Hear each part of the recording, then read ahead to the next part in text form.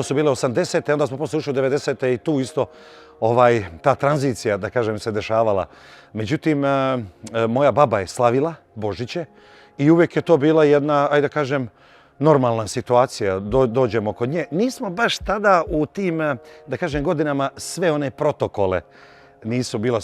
Bili su one standardne stvari, dolazili smo, okupljali smo se, družili smo se, naravno, jer šta je drugo, i Božić i naše slave i tako dalje, nego sabranje. I mi smo se tako sabirali, da kažemo, i familije, i prijatelji, i kumovi, i to je bio jedan divan razlog koji ostao i do dan danas. Već danas smo mi to sve vratili, kako je bilo u tradiciji, kako su naši stari radili. Pa humanost i ljudsko su jedna stvar, dakle, morate biti čovjek da biste bili humani.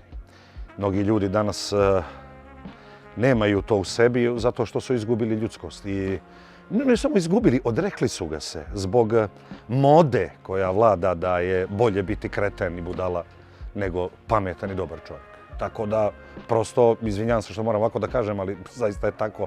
I naša suštinska borba jeste možda već sada u tome da govorimo i nazivamo stvari pravim imenima, da više se ne bavimo tom glupom političkom korektnošću u kojoj ćemo izgovarati nekakve floskule i baviti se semantikom umjesto da kažemo tačno u srž i u centar ono što jeste. Dakle, prosto moraš biti čovjek, dovoljno je da si čovjek. Sve ostalo što mi radimo, to je uglavnom bižuterija, nakit životni. Neke stvari zaista i vrede, to je, evo sad recimo ako sad gledam svoj posao, to je onda, gledali ste večeras predstavu, pitao sam vas kako ste se osjećali, lepo ste se osjećali. Eto, dakle, daš nekom neko lepo osjećanje, nije to ni malo, mislim. Mnogo truda treba treba 2 sata ovdje igrati i 6 mjeseci raditi to za tako malo lijepih osjećanja koje čovjeku trebaju. Tako da taj trud nije uzalud, ali mnoge druge, sad naravno ovdje izuzimam porodicu. Porodica je najvažnija stvar. Dete, da mi je zdravo, da mi je relja dobro, da mi je žena dobro, da su mi svi dobro, tako dalje. I kad to sve stavimo i kažemo u redu, to je tako, mnoge druge stvari, okolne, periferne, kolateralne, kako zovu Ameri, su zaista bižuterije, ne treba im davati mnogo značaja. Prosto, ja sam bar takav, vrlo malo stvari mi je značajno. One su krucijalne, važne za mene, za moje biće, za moje prijatelje.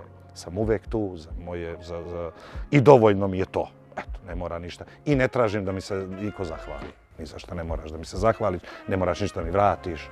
Neka ti nešto dajem, ne dajem ti to da bi mi ti vratio. Za mene je, ajde kažem, darivanje, pomoć, i tako dalje, sasvim normalna stvar. Dakle, nije nešto što za mene se to podrazumeva. To je deo mog načina života. Prosto, neću da vam kažem da mi to sada, kako da kažem, utiče na ego ili da kao eto sad sam pomogao nekome pa se ja sada uznesem da sam ne znam kakav, ja sam takav. Ja pomažem zato što sam takav, to je moj put i to je jednostavno pravilo života. Normalnost života je upravo to. Ovim putem pozivam sve ljude da doniraju organizaciju Svi za Kosmet, da pomognemo našoj deci sa Kosova. Pozivamo vas da pošaljete SMS na 4030.